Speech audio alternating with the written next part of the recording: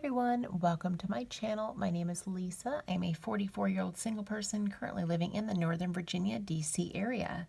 If you are new to my channel, welcome, and if you're returning, thank you so much for stopping back by. I really appreciate it.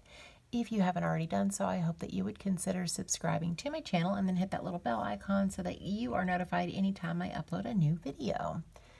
Today I am going to be going over my budget for April the 19th through May the 2nd.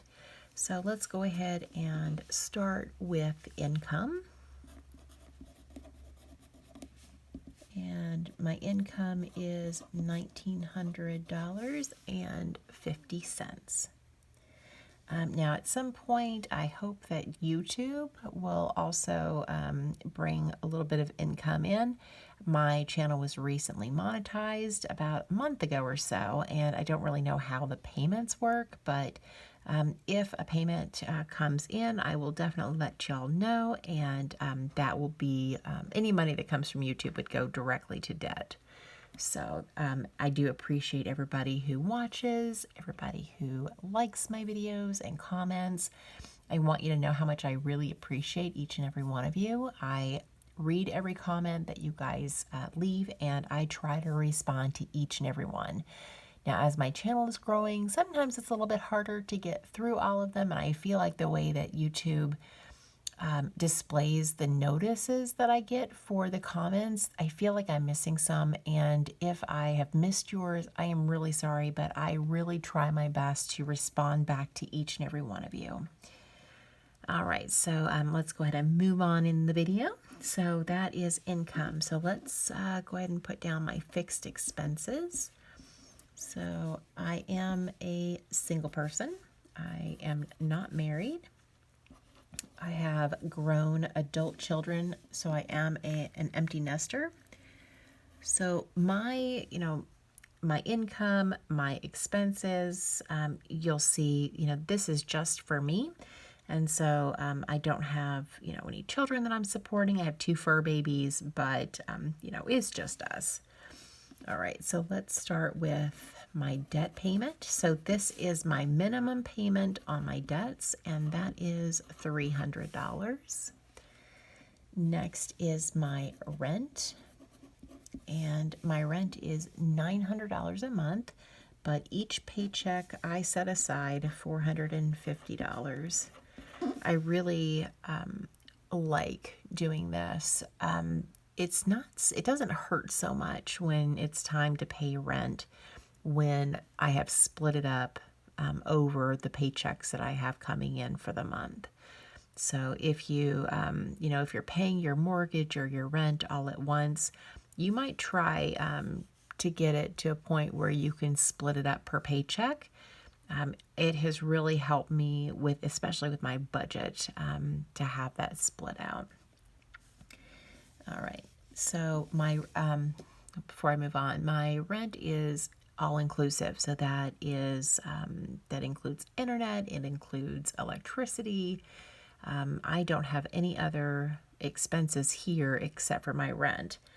So I do have some TV subscriptions that I share with my adult children.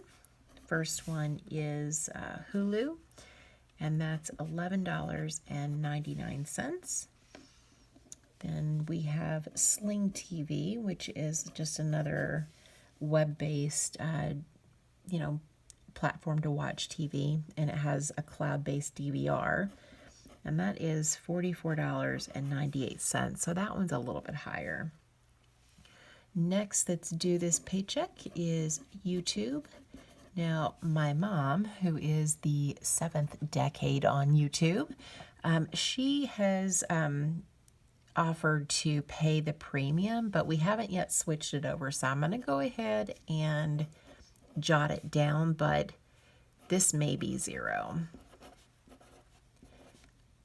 I am sharing the YouTube Red or YouTube Premium, whatever you want to call it, with my mom, with my children. So we're all using that. And so she's offered to just take over those monthly payments, but it hasn't happened yet, and I want to go ahead and plan for it just in case we don't get it switched over in time. All right, next is my Easy Pass. And this is for the express lanes, and I'm going to budget $50. So that's $25 a week. All right, so my total fixed expenses is $874.96.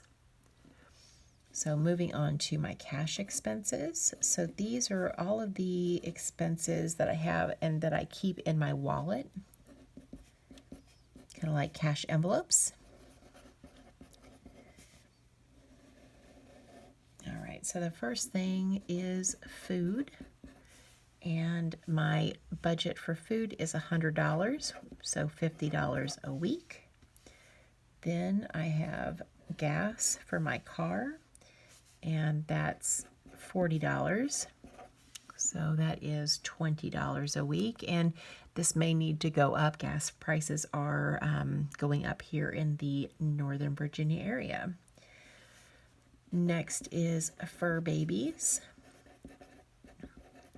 And fur babies is $50, so that is $25 a week, and that covers their wet food, their dry food, treats, and then also kitty litter. Next is donations, and donations is going to get $10, so $5 a week. And next is fun money. And that is $40, so $20 a week. And I have to say, I am really enjoying the fun money. I at first put it in my budget because I'm dating again, and I didn't want to assume that the person was going to pay for me, and just to have a little extra money in my pocket so I could pay for myself. And the gentleman that I'm dating has been very nice, and he has paid for everything so far, which is, it's appreciated. But so the money that I had left over, I did a Goodwill trip, and I found a pair of pants, a pair of capris, and what else did I find? Oh, I think I got a couple of shirts, and I only spent, I think, like $14 for 5 pieces, which was awesome. So, if I'm not using this for dating, I am using it for fun stuff. And, I think I even got a bag of chips earlier today at the cafe at my office. And so I am using this money, which has been really nice. I'm appreciating to have a little bit of money in my pocket that I can just do whatever with, that I don't have to account for. All right, so moving on to toiletries. That is going to get $10, so $5 a week. Household, also $10, so $5 per week. I'm going to move this up a little bit. So that is everything for my cash expenses. And so that is a total of $260. So last is my sinking funds. And sinking funds are different from my cash envelopes, because my cash envelopes, these are kind of variable expenses. I guess maybe one week I might have to do a lot of driving. Maybe this would be $50.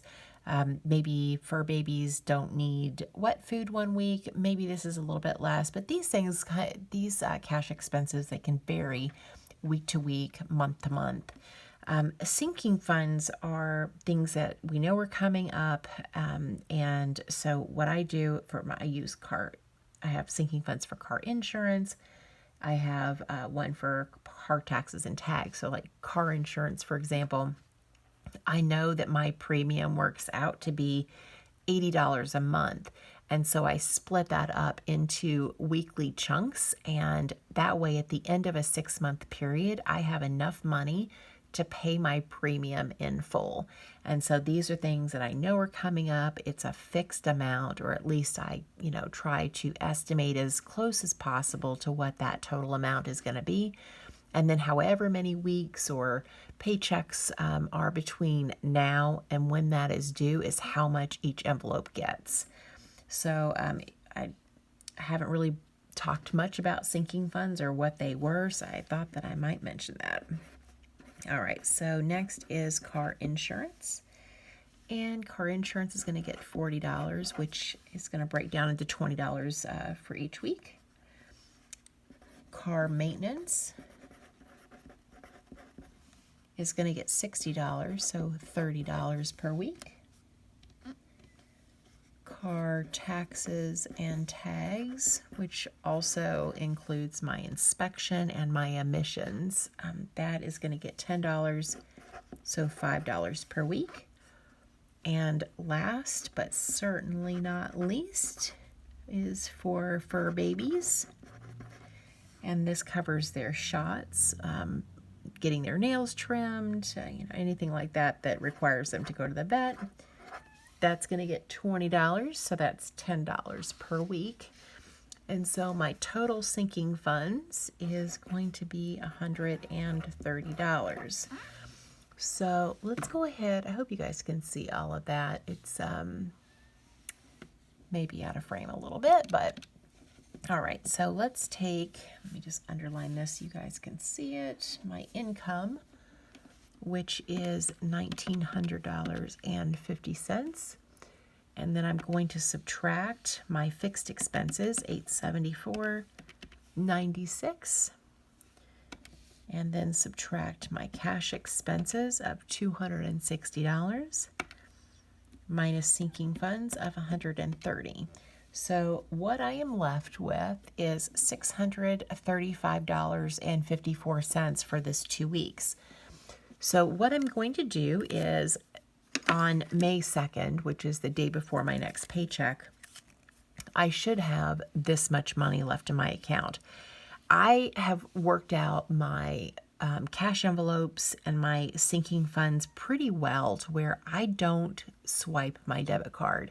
I keep it with me just in case. I am just not at a point where I feel comfortable not taking my debit card. What if I were to break down and need to get towed and I don't have my debit card? So I carry it with me, but I just don't use it. And so I should have this amount left over. So I will take this amount of money, $635.54, and I'm going to put it into a Capital One 360 account that I have labeled as debt repayment sinking fund. So I have some old debts, and the my first creditor that well, I paid the IRS recently, but my next debt in line offered for me to settle the debt at $4,500. So right now I have, I think it's $2,400 in that fund, and then I'm going to add $635.50 if all goes well. So I should have a little over $3,000 in that fund on May 2nd.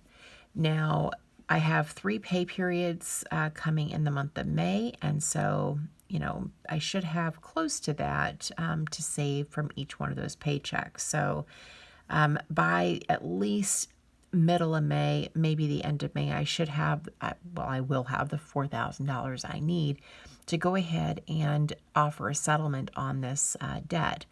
And so what that means is that they've agreed to take less than what I owe. This has already been negotiated. I already know what they will settle for, and that's why I know what my target amount was to save.